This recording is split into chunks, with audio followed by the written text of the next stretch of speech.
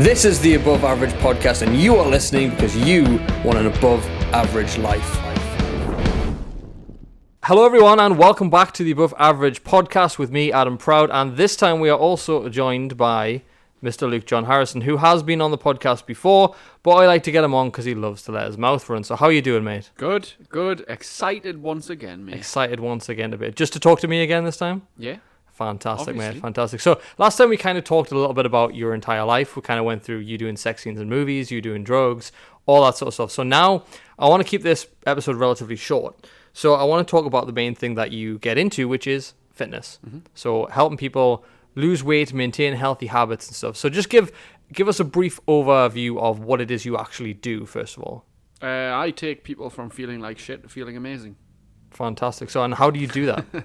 There are a variety of ways, but the main way, the first way, is get them into a fitness routine. A regular routine of movement, sweating, smiling, having some fun, making sure that they get fit and supercharge their energy. Excellent. So when did you kind of start this with people? What was the drive behind starting this out? So I was a plumber for 8 years. I became sick of my job. I became anxious, worried, overthinker. That's a story for another day. But when I was always kind of into the gym since I left school. I got into lifting weights, and I got into the boxing training, then I got into a bit CrossFit, then I got into all kinds of other training stuff. I like just going to the gym and using my body. I love the feeling of sweating and pushing your body through things. So as I did that whilst I was a plumber, whilst partying at the same time, then realising I can't get a fit, healthy, strong body and mind whilst I'm snorting cocaine on a weekend and I'm drinking like I do. And also with a job that I hate, that's not good for me mentally. So I decided to start fitness boot camps outside nearly 10 years ago now. And that was started in South Shields with a small group of about 5 or 6 people. And now it's developed into this online and in-person hybrid bit of a monster called Total Supercharged Tribe. Bit of a monster, is that how you describe your business? As a monster? Fantastic, mate. So I want to level with you, right? Like, so obviously people come to you primarily to lose weight. That's the first thing on their mind. Would you say that's about correct? I would say at first. Yeah. And I would say probably at least half of the people. I would say at least 50%. Because of the message that I put out, there's 50% probably I want to lose some weight and tone up. But there's I would say now that because I've changed my message a little bit, that half would probably come for the mental side of it. Yeah. But the people who come to lose weight eventually realise after weeks or months, I need this more for the mental side rather than the physical. Yeah, 100%. I think that's important when you start training, because everyone starts to train for a specific reason. Normally one of two: they want to look good or they want to lose weight or gain weight, right? That's one of the two. They want to have a weight fluctuation or they want to just look good in the mirror, right? And then they come to realise that actually, shit, this makes me feel fucking wicked. Yep. Like, it makes me feel like I want to move more. And very, very little do I hear people going, I need more energy. They say I've got no energy, but very rarely do they say I need more energy. It's always I've got no energy, but there's no thing beyond that. So is energy sort of the main thing energy is the main thing that you preach? I'm not even going to ask that question, right? Energy is the main thing you preach. So when it comes to people's energy, what does having more energy do? If someone would say to you, well, I'm not really fussed on energy, like they don't know their own energy levels, what does energy allow people to do? Energy gives you the ability to do more with your life. It's quite as simple as that. It enables you to handle your emotions easier. It enables you to take more risks. It enables you to be a better role model. It enables you to have healthier food choices because you're not always looking for the quick fix all the time. You're not needing the quick sugar rush or whatnot. Yeah. It allows you to focus more, produce more at work. It allows you to be calmer with those around you. There's so many advantages to it. And I think people know this, really. It's just energy's not easy to create. Yeah. It's hard to create because we must sometimes restrict things, or we must push our body through things which are uncomfortable so that we gain fitness levels. And obviously, usually the fitter you become, the more energized you feel. Yeah, exactly. So why do you think it is that people can't lose weight, or don't lose weight, rather, I would say? Because everyone can, but what is it that you think stops people from losing weight? Why is there so much like obesity in the world? Why is there, so many people going, I'm not happy with my body. Why this? Why that? Why have I got love handles? Like, what is it that stops people from losing weight? Yeah, there's obviously loads of factors that you could go into, but it's too easy to be fat now. It's too easy. I'd agree. What's easy to do is easy not to do as well. Like, it's easy to just tell yourself, I'm going to be a bit more active every day, but it's easy not to do that as well. What's easy to do is also easy not to do. But because we are living in a world of convenience, we have a world of convenience, but we have less time. But that's a story that people tell you.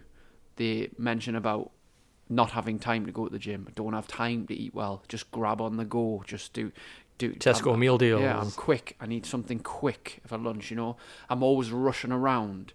But the world is more convenient than ever. Like, we can get things at the click of a button.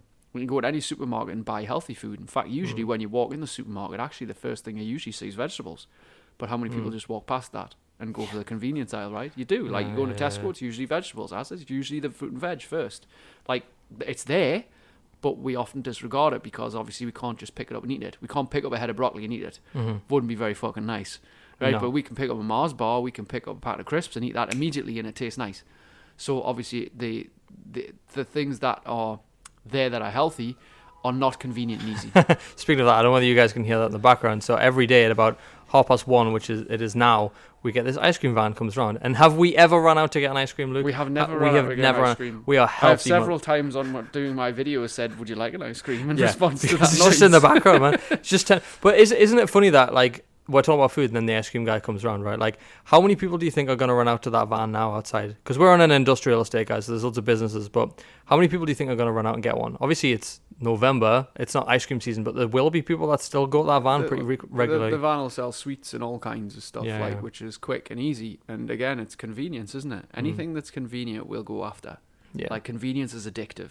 Once things are more convenient, this is why Amazon is the biggest distributor in the world, more or less, now. Because not because that have an excellent, superior quality product. They just sell all sorts, but what they do is they make it so convenient that people keep coming back for more. Domino's, so convenient. Order it on the app, it's like delivered in 15 minutes or something. Like, that's fucking convenient. It would take you like less time to get a Domino's than it would to cook something healthy. So it's like, well, why wouldn't I want to do that? So the world is so much more convenient, but yet we blame less time. But I think time is not the issue. It's just about priorities. And well, I've heard a lot of see people that. say that, eating healthy is expensive. Yeah. It's not expensive. I'll tell you what is expensive. Getting fat, feeling like shit, and having to pay medical bills when you're older. Yeah. That's fucking expensive. Yeah. Being on medication for the rest of your life. Unless, obviously, you can say we get the NHS here in the UK, and it's free. But ultimately, like, what's it costing you to be overweight? What's it costing you to be unhealthy? And it's not always about weight. We know this. There's plenty of skinny people who feel like shit. Yeah. But obviously, obesity leads to diabetes, heart failure, lack of self-confidence, and a lot of other whole host of issues as well. But likely, let's just use the word unhealthy.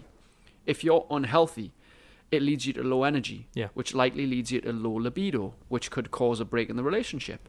If you're unhealthy, then what kind of a representation are you giving to your kids? For them growing up, they're going to follow what you do, not what you say. They're just going to follow your food habits, your smoking habits, your drinking habits, your living habits. So then they're going to grow, and your grandchildren are going to end up the same as you. It's like, if you're unhealthy, it's costing you more to be unhealthy than it is to be healthy, because all we see is just the money side of it. Yeah. Eating healthy is not a cost. It's an investment. Because we're not getting even something it's not further even down the line, expensive. right? It's not expensive. Being fat, feeling like shit, feeling unhealthy is expensive, because you feel like crap, and when you feel like crap, you want to fill the void quick. So what do? Buy quick things. What are quick things usually? Like takeaways and stuff like that. Fucking expensive. Yeah. When it works out a third, a quarter of the price to go to the supermarket, buy the ingredients to cook them yourself. Yeah. It costs 3 or 4 times as much to get a takeaway, but people will pay that several times a week because they feel like shit. Nobody usually feels fucking amazing and gets a takeaway.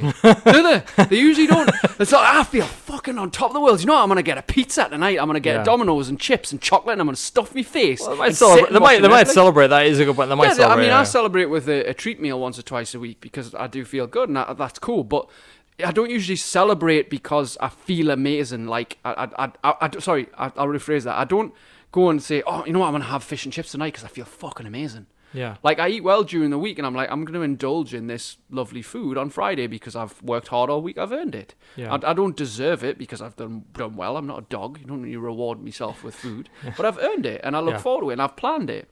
But I'll not, so people, the main point is, mate, like, people feel like shit, and then have these immediate things, which ultimately cost more money, take away their health, but because something is slightly more expensive in monetary terms, they believe it's too expensive to do, and they see it as a cost.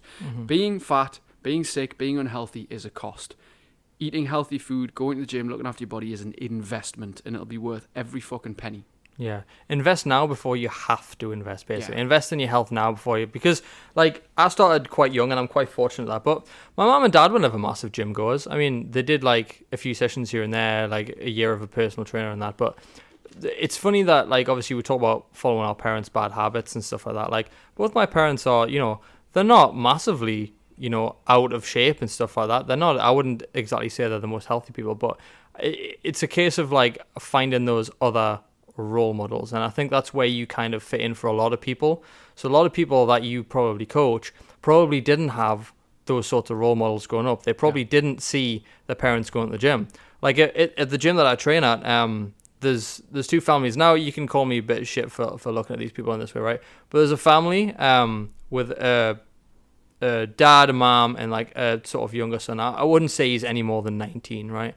And they're quite largely built, right? Big skeletons or whatever you want to call it, right? But no such thing as a fat skeleton. Yeah. Well, call it as it is. The fact just is fat. Yeah. They're fat. At least they're training, right? Yeah, at least they're hell yeah. Fuck yeah. But then there's an effort. Then there's another family who actually live pretty close. I've seen them in the village that I live in, who the dad is like the Hulk. He is huge, right? He's such a lovely dude as well, and he smiles at everyone in the gym. He's sound, and his two kids also train. I think one of his kids is like a PT as well, and they are in fantastic shape, and they look so good. And you can tell the difference in the family. Obviously, I'm not judging the ones who are, you know, fat. I'm not judging them because they are training, they are doing something about it, especially as a family. But you just see how that works in terms of role models and stuff. So obviously for you, you are now that role model for a lot of people. So how does it actually feel to be a role model? Is it a responsibility that you found easy to take on, or is it something that was difficult? It's a great responsibility because it obviously gives me more motivation and focus to keep on track, because I've still got the same fucking thoughts as other people, like, oh, fuck it, why bother? I've still got the thoughts of, you know what, I'd love a packet of fucking Skittles and a Snickers on my desk or whatever.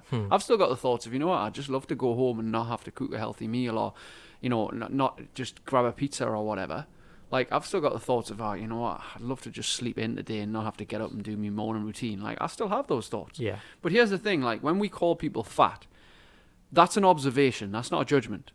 When people get offended by it, it's their ego. It's their ego at play.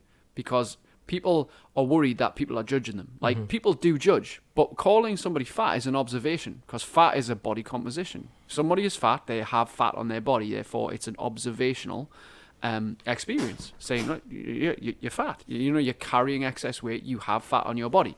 The problem though is that, I know I might be going off topic a little bit here, mate, but people have this identity that they're fat, right? When it's true, they have fat, but that doesn't define them. But unfortunately, if they've been fat for a long time, they attach it to their identity. So they believe, I'm fat, I'm a big boy, I'm a big girl, I'm big boned, I've always been this way, it's the way I was brought up, it's my parents, I've tried all diets going, and I'm fat. Yeah. So they link their identity to that, where actually they're not fat, they have fat. Yes. Whatever you have, you can get rid of. You can also gain as well. You can gain back. So, but in answer to your question that you just asked there, the responsibility of being the role model is added motivation for me. And it should be for any parent. It should be for anybody in a position where there's somebody else looking up to them. Believe it or not, everybody's a leader in some capacity. Somebody's watching from afar. 100%. Somebody's watching you online, your parents are watching you, your cousins are watching you, your brothers are watching you, whatever it is. Somebody in your family, a friend or peer group is watching you. So you are a leader. But what kind of example are you setting? Because the world is changed by people who lead by example, not by opinion. That is how the world's changed, by people who actually lead by example, not by opinion. You should do this, I should do that, that's the way this is, that's the way it should be. Pointing the finger, not seeing the three pointing back at them, you know? And that's what people fail to realise. It's always the blame game. I'm fat because of this. I can't do it because of that. Well, it would be different if this. But at the end of the day, the world is changed by your example, not your opinion. Yeah. Well, it's funny because I always used to think that I would never have biceps I was proud of, because I was like, I was blaming genetics, I was blaming the fact that I couldn't afford more food to gain weight and things like that. I was blaming constantly, but when it's like taking responsibility for that is massive. And the next sort of point that I want to make was we were talking earlier about eating for purpose. Yeah. Right. So I think one of the reasons, obviously going back to my first question, is why can't people lose weight? Is people aren't mindful of their food choices. Right. People will see food and it's like, oh, that's my breakfast. That's it. And it's like cereal. They don't even think. It's like, oh, I've got my Crave, my Cocoa Pops, my fucking Frosties. I've got this. I've got that. That's it. My dinner is, for most people, like we like to say, don't eat like a fucking adult. They eat like a packed lunchbox with a sandwich and a mini roll in, right? Or a Kit Kat. And a Baby Bell. And a Baby Bell. I do love Baby Bells. But it's like... How fucking old are you to have a sandwich and a Baby Bell and a fucking... Yeah, exactly. But it raises the point that most people don't eat for purpose. Like, everything I eat is for purpose. Yeah. Everything you eat is for purpose. It's like, we said earlier that most people have a very high carb diet. So can you talk about like what a high carb diet actually is and what it does to people? Yeah, so high carb diet's mostly convenience diet. Convenience-based diet, because you can have toast in seconds, you can have cereal in seconds, you can have a sandwich in seconds. All this stuff takes seconds to make, like grab-and-go stuff. Yeah, that's a high-carb diet. Pasta, 5-10 minutes on the boil. Rice, microwavable 2 minutes. It's all quick. It's high carb. And you need carbs for energy. You need carbs for your muscle fuel, right? You need carbs. Like, people who have a low-carb diet are usually ratty as fuck, don't have much energy, don't have much strength, and are not nice people to be around a lot of the time. They just fucking hate it. This is why bodybuilders pre-show get so fucking agitated, because they're carbon down to get this lean look, and they fucking hate their lives, like most people on stage. Bodybuilders are a prime example of looking your worst and looking your best and feeling your worst. Like, you look at somebody who looks in amazing, like, for example, on the cover of a Men's Health magazine. They look amazing, right? But I guarantee they feel like shit. Yeah. Because they've carved down, they've stripped their water to get that lean, tucked-in look and everything. And they're most likely feel like crap. They look great, but feel like crap. Yeah. So there's, that's kind of a little bit on the side, but the high-carb diet is just a convenience-based diet. And again, we're talking about this. Convenience will always win. But the question is, how can we make a healthy lifestyle more convenient? Exactly, yeah. How can we do that? And people do, like I do. It doesn't take me long. It takes a little bit longer than what it would to eat shite. A little bit. But providing you've planned and you've prepped and you've done enough preparation to be able to dedicate yourself an extra 5 minutes here or whatever, then you can make it happen. I make it happen every day. I eat clean 90% of the week. Yeah. And it doesn't take up much more of my time to do so. It's just been a little bit... being a little bit more mindful, being a little bit more convenient, a little bit more conscious, of what you're choosing and what you're eating.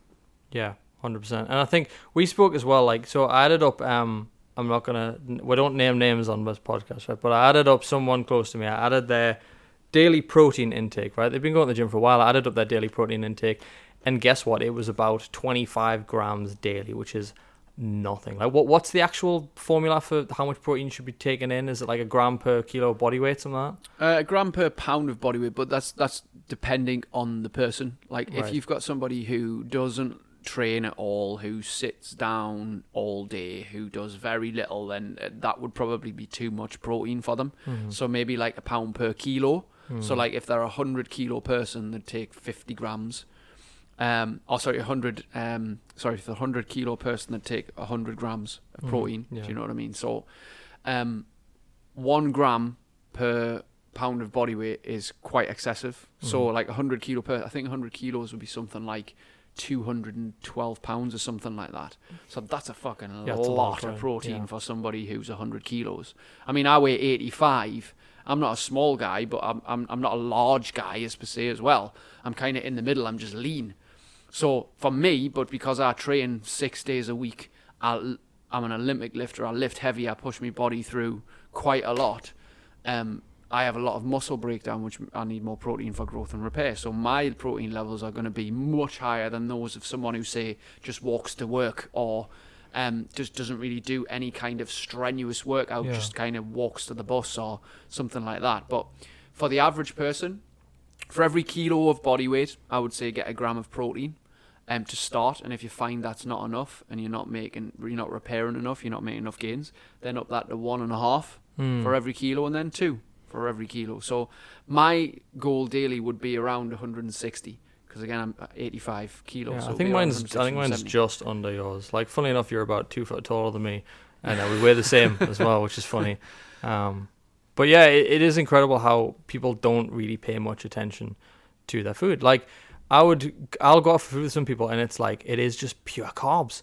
Like it's garlic bread for starters, then it's pasta for mains, and then it's fucking cake, and it's like, where's the protein? Where's the substance? Where's the nutrients? Yeah, you can go out and enjoy yourself, but just I find it so much more enjoyable with food when I know I'm getting something more than just good feelings from eating that food. Yeah, yeah. Like, I know I'm getting the protein that I need, the carbs that I need, there's some veg in there, there's something to it other than just, give me something that has a lot of salt or sugar and shit in. Yeah. Like, obviously you still treat yourself and stuff, don't you? Like, Yeah. you're not that restricted. People do think that people who lift weights and look fantastic just don't touch sugar, don't touch carbs, don't touch this. Like, Well, I do. Like, usually every Friday night and Saturday night. Like, I'll have fish and chips and some chocolate on Friday night. And then I'll train Saturday morning, and then Saturday night I might go out for a 3-course meal. Yeah. And I'll have whatever the fuck I want on that 3-course meal. But rest... you earned that, though, Yeah, exactly. But the rest of the week is spot on. The rest of the week is really good. It's greens, it's high protein, it's, hardly any processed food. It's enough carbs to keep me going, but not too much where I feel bloated and sluggish. And there's a phrase that says, train for sanity, not vanity. Yeah. And like I said at the start, like... people get into the gym or get into running or get into some kind of physical activity and health routine because ultimately they want to look better. They want to be a little bit more vain. And there's nothing wrong with that. There's nothing wrong with taking pride in your appearance. But eventually they start to realise when they lose a few pounds and they feel better in their clothes and they're getting a bit better in their performance, they start to realise, actually, my mind needs this more than my body. So this is why you should train for sanity, not vanity. Because you train to feel sane, then you'll benefit and gain along the way. Now, like the same process with food is that you shouldn't want to eat food. And I mean that like quite literally as in you should want to consume nutrition. Yes. Now, that doesn't mean you need to analyze everything that goes in your body. And it's not about being obsessed. It's about being conscious. Like you have two things. You have a pizza on one hand, you have a chicken salad on the other. Obviously, you're aware the chicken salad's a healthier option. Now, you might think the pizza is going to fill us more. The pizza's going to make me feel like I've really ate something. I'll be more hungry if I have the salad, which is actually often not true. You'll be less hungry if you have the salad because it's got more fiber in and stuff, and it's got more nutritious food. And if it's a high protein salad, it'll keep you full for longer, etc. Now, you know that there might be 2,000 calories in the pizza. And there might be 300 to 400 in the salad. Yes. So you could eat 3, 4, 5 salads for that one pizza. But what's more, we look at it in terms of taste and convenience. And most of us live our lives for taste and convenience. And that is not a good way to live it. No. Nutritious, healthy food. Nutritious, healthy food. Or taste and convenience. Now, there's no reason why that chicken salad can't be made really healthy, nutritious, tasty and convenient. Oh yeah, 100%. Like you could put some leaves in from a already made salad from Morrison's. You could get a cooked chicken, put that on. You could sprinkle a little bit olive oil over, squeeze a lemon, pink sea salt. You could even maybe spruce it up with some sliced grapes or some dried cranberries and a few seeds. I really like putting mango fingers in my salads. Yeah. Like think about that. You can put all kinds in it, but all people see is chicken and vegetables or chicken and leaves. Yeah. That is fucking boring. It's no fucking wonder you choose the pizza for taste and convenience because that's just boring. You're eating it like, I don't fucking taste. You want to have taste to it. But the problem is people are not experimenting enough because we always just cycle the same 7 foods. Yeah. All the time. Pretty much the same 7 foods. All the time. We might have something different on Friday night. But almost all the time we'll cycle the same 7 foods.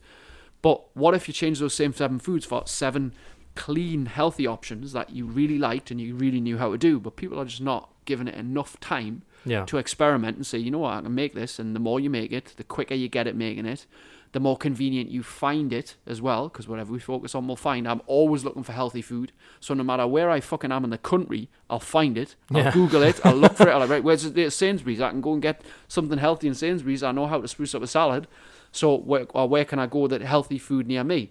And I'll look for the local deli that does the healthy option or whatever. Yeah, it's like having those recipes. It's having that like ammunition in mind. Like, okay, well, I can't have this right now. I don't have access to this. What do I have access to that I can also eat healthy? Because most people are just like, well, I know what's healthy. Salad. Don't have access to salad. I'm gonna have a fucking pizza. It's like, no, there's other stuff that's also healthy. Yeah, and the issue with that is I mean, there's no harm in doing that every now and again. Sometimes, like literally, if we're in the middle of nowhere, for example, and I've got to get a sandwich, then I'll just fucking get a sandwich. Or if I'm at a course all day.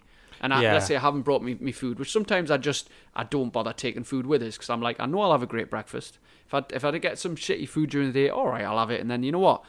the next meal is the most important. This is where people go wrong. Is they'll have a shit lunch because they couldn't find anything healthy. Oh, fuck it then. It's Thursday. I've fucked me diet now because I had a slice of pizza. Yeah. So you know what I'll do now? I'll start on Monday. When you know what the most important meal is? The next one. Not breakfast. Not breakfast. The next one. So, oh shit, I fucked me breakfast up. All right, well, what about lunch? Oh, well, I don't know. Oh, fuck me lunch up. Right, okay, so get something healthy for tea. Oh, fuck me tea up. I was no, well, okay, have something healthy for breakfast.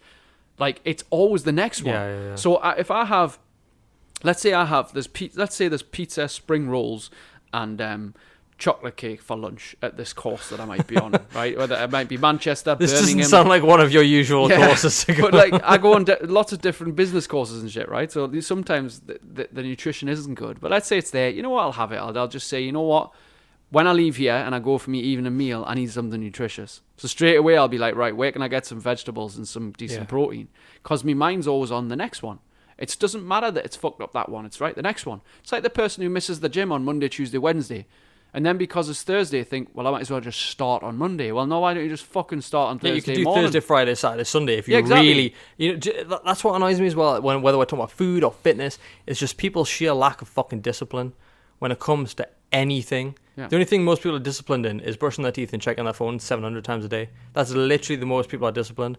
And it's like, you don't... Like, people might listen to your story and go, oh, well, I could never be as disciplined as Luke. Yes, you fucking could.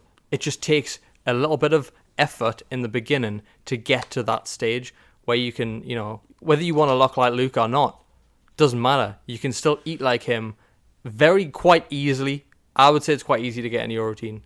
Yeah. I would say. Yeah, it doesn't take much time at all. You might be looking at extra 10 to 15 minutes a day, maybe, of preparation. And compared to most. One thing that really like gripes me as well. So I used to work with someone I'm not going to mention, but I used to work with her, and she would always be like, "Oh, I'll eat this now, and I'll burn it off." Right?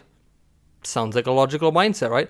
But do you know, like, I could walk on a treadmill. So I've roughly worked this out. So I walk on a treadmill if I do a slight incline, slight speed, not too much power, but just a slight walk for 10 minutes. I'll burn about 50 to 60 calories.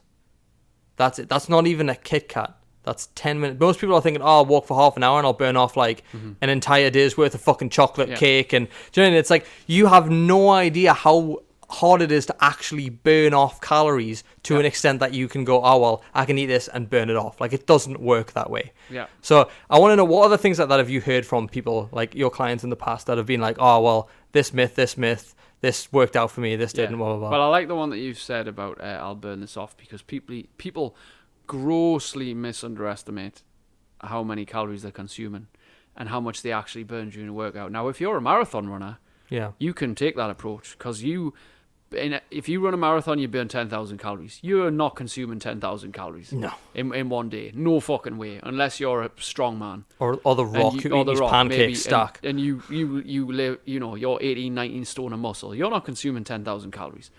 So people grossly underestimate or overestimate how many calories they think they're going to burn. Yeah.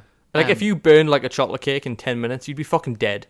Like, just, do you know what I mean? Like, if you burn calories that fast, you would just waste away to nothingness. There'd be no obesity. On the subject of calories, like, it is really, really difficult to consume 3,000 calories of clean food. It is fucking hard to do that. Like, I try and get that for most days, and it's difficult to get in, because I'm eating a lot of food. During one day, if you look at my meals, you're like, that's a lot of food. But to consume 3,000 calories of shit, one pizza, 2 chocolate bars. One Domino's pizza and a couple of big chocolate bars. You'll be near 3,000. Yeah. Madness. It's fucking unbelievable, like, how many calories are in shit food because of the oils and the sugars and the fats and everything. Like, it's so easy to over-consume shit food. So people have this misconception that I'll burn it off. But will you? Like, will you really? And it's not just, again, about the weight. Like, yes, we're in an epidemic. Yes, most people need to lose a few pounds to feel better. But more important than weight, I think, is health. And it's what it's doing to your insides. It's what it's doing to your mental health. It's what it's doing to your brain health. It's what it's doing to your cravings. Like, we know the more sugar we have, the more we crave. Yeah, like this initial restriction period that people go through, yes, it's hard. But once you push through, a few days or a few weeks, you start to crave things less. your body gets used to it. Your brain says, I don't need this anymore. But it's like a drug addict. When we get the fix, we want more, we want more, we want more, we want more, yeah? It's not even like that. Like, you could literally call people out and be like, it's like a baby with a bottle. Like, it's a baby being weaned off a bottle. Like, that's what most people are like, oh, I can't have chocolate. It's like, what are you, a baby with a milk bottle? Like, just grow up and eat some fucking salad. You know what I mean? It's like... Well, people just self-soothe. People self-soothe because usually it reminds them. Obviously, it's a comfort thing. Mm-hmm. But it reminds them often of being a child. Like, most people's food issues come from when they were younger. Yeah. They had a grandparent or a parent who, when they were feeling bad, they made them eat. They gave them nice food. They were a feeder, as they say. Like, my mum was a feeder. And they felt good and comforted and wanted, and they got a lot out of that. But likewise, if they also did something good and they were celebrating, what would they do? Go out for food, make a nice meal. Feed no matter what, whether you're low or whether you're high. Yeah. Food is the reward, like all the time. Do something good, get a reward. Feel like shit, something bad happens, feed you with food to make you feel validated again. Yeah. So this all comes from my childhood, and that's hard to get away from, because that's, again, an identity shift. Like, we take that into our own lives and we think, if I don't have that, then how am I going to fill that void? And being adults now, we can fill that void with alcohol. We can fill that void with drugs, which we didn't have access to when we were children. And they can give us, again, a quick buzz, a quick fix, a quick release.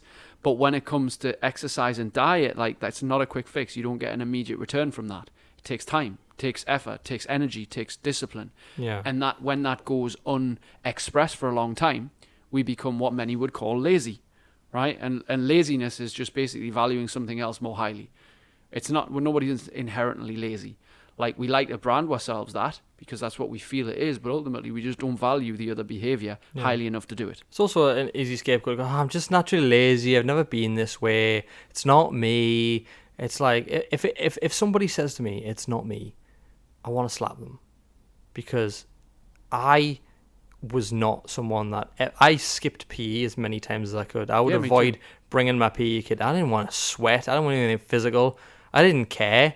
I just wanted to go home and play games, right? I used to say being into fitness is not me. Mm-hmm. Look where I ended the fuck up. Yeah, you know what I mean? Me too. Yes. Me too. I was picked last on sports day. Same, bro. I was like the most uncoordinated guy ever. You could have like thrown me this bottle like that and I would have like just missed it and went away. You know what I mean? Like, fair enough, my catching skills are still not that great, but they're a hell of a lot better than what they were. Yeah. But anything that required ball skills, hand skills, physical strength, endurance, I was fucking useless. I wanted to go home and play it on me fucking 64 as well, on my PlayStation as well. That's all I wanted to do. Like, I was a bit of a geek and I was absolutely shocking at sports. So that was me growing up as well. It's funny, there's a you only get those memories from your childhood in school where they stick with you and you're not sure why. This one stuck with me for years. So it was, we were doing it. We used to have it was a sports college I went to, funnily enough. And we had this big field outside, like a proper full-size massive field. And we used to do like sprints around it and stuff, and we had to do it within a time limit and stuff. And Mr. Stevenson, I remember him, was like at the finish line and everyone would go past him and stuff. And I remember I just basically walked. As soon as I was out of sight, I just walked for most of it, right? But then I got to the finish line, he chivied us on, and like as I was running, and then I full on managed to sprint because I just wanted to get it over with. I just full on sprint as fast as I could over the finish line. And he looked at us and he was like, if you've got that sprint in you, that last bit, what have you been doing this whole time? And I was like telling myself the whole time I was going around that track, I'm lazy, I'm not fit, I'm not this, I'm not that. I'll just walk it because I'm just this way, right? But really, I had it in us all along. I just needed that little bit of spurt and a little bit of like, I could see it first in order to get around it. And that just sticks with me that I was like that way inclined back then. So I remember that every time I'm lifting and stuff like that, I'm like, if I could bust out another rep, I can definitely bust out another rep. Do you know what I mean? Yeah, we're all more capable than we think of. Yeah. Much more capable. We like use 30-40% of our capacity. Yeah. Definitely. Yeah, 100%. So I did say I wanted to keep this as a short one, and we've gone 34 minutes as well. We were like, let's do a 20-minute episode, why not? But just to run up, I want to know, like, what, off the top of your head, what is sort of the biggest myth people have when it comes to food? What do people say to you that you just like, that's bullshit, don't listen to that when it comes to food? People's biggest problem, something that you hear frequently that you like want to shake people out of, like, what is it that people come to you with food and you just find yourself repeating the same shit over and over and over again? Quite a lot of things, to be fair. I think probably the biggest thing that holds people back is their belief that they'll never be able to stick to a, use the word diet, and I just mean a healthy eating routine long term. Yeah. I think that's probably the biggest belief that they'll never be able to stick with long term. They'll do it for a while, then they'll stop. Yeah. They'll do it for a while, then they'll stop. They'll lose a bit of weight, then they'll stop, then they'll feel like shit. They'll just go for a few months or a few years of being fat, then they'll go back and they'll feel great for a bit, and then they'll stop. And then know it's temporary. And have this idea that it's temporary. So I think that's probably the biggest thing, is believing that they cannot stick to it. Right. But again, there's a lot of mindset work needs to go in that. There's a lot of discipline that needs to be applied by the person. There's also people need to find the right coach. They need to find the right person that they resonate with, who has the results in their life that they want to see. Not their mum or their fucking teacher or even the doctor, because sometimes the white coat syndrome is, I need to go to the doctor when I've got a problem. Granted, maybe you do, but there's other people apart from doctors who are more specialised in things like emotional eating or getting you in shape. Like, if you need to lose weight, you probably shouldn't be going to a doctor. You probably should be booking a personal trainer or a nutritionist. Yeah, I know fat doctors. Yeah, exactly. Yeah, you sort out. I mean, fair enough. If you've got an infection, you go and see the doctor. You might need antibiotics. Or if you've got a serious issue with your health, go and see your doctor or your physician. Like, it's important. Go and see the professional. But a lot of people just put so much effort and emphasis on the way it's always been done. Yes. Or the way it's always been for them and their family. When actually sometimes we just need somebody to break the trend. Find the right coach. Find the right mentor. Find the right person, the right voice that resonates with you, right, that you think, And I think the biggest thing is when people think that they can't keep it up long term, they have this closed mindset. They have a fixed mindset. Always be coachable. Like, all the time, I'm willing to learn. I'm willing to be wrong. Always be a student. Yeah, but be willing to be wrong. And that's, I think, people's biggest downfall, is that they want to be right. And often, when they do a diet and it works and they stick with it for a bit, then they fall back. They're proving themselves right by saying, I told you so. I knew I couldn't do it. And that they inner get voice, that little smug superiority of being right, even though it's fucking them up. They're right. And if something proves them wrong, they might not be able to believe it. It's a change in their identity. It's too much. So they'll go back to what they know, because at least they're right. Yep. And when they know it's certain, and they know it's safe, and they know it's 100%, then we feel secure. And that's a powerful place to be when you're certain. Everyone craves certainty to a high standard. So when that's given, it's hard to resist. Even if that does involve saying, I knew I was right. I knew I couldn't keep it up. I'm fucking useless, me. But hey, now you're back to comfort. Now you're back to ease. You're 3 stone heavier. You're back to ease. But at least you were right. At least you're right. Yeah, and this is and some people get, quietly smug and feel superior from that. And that's a frightening place to be, because ultimately, when you're just talking, we'll end it on this. When you're talking about being out of shape, not necessarily being fat, although that does come into it, but just being out of shape, unhealthy. When you're playing with your health, you're playing with your life. And it's a fucking serious game. You don't have to take it serious all the time and be 100% with your calories and your macros and you must stop drinking entirely and you must stop eating shit and stop chocolate. You don't have to be all this strict. But you do have to have some guidelines, and you do have to have some fucking strong rules for yourself. Not only that, you have to understand that if you don't get your health on track, you could fucking die. And that's just the truth. That's the unfortunate truth people don't realize, is you might be unhealthy and overweight for 2 decades, but you don't want to get 20 years later and find you've got cancer. It's irreversible, but it could have been had your choices been different 10 years ago. That's the last thing you want to do. So make a change now while you can, before it becomes too late. Yeah, absolutely. What a fucking closing statement that was. Anyway. So, Luke, for anyone listening who wants to get in touch with you or wants to find out more about what you do, where can they find you? At Luke John Harrison on Facebook, Instagram, and YouTube. And to get a free copy of my audiobook, superchargedaudio.com. Fantastic, guys. Head over to that website, give Luke a follow, and as always, keep supporting this podcast. We're fairly new at this point in recording, so we're still getting things going, but I hope to bring you some more fantastic guests. So I will see you next time. Peace.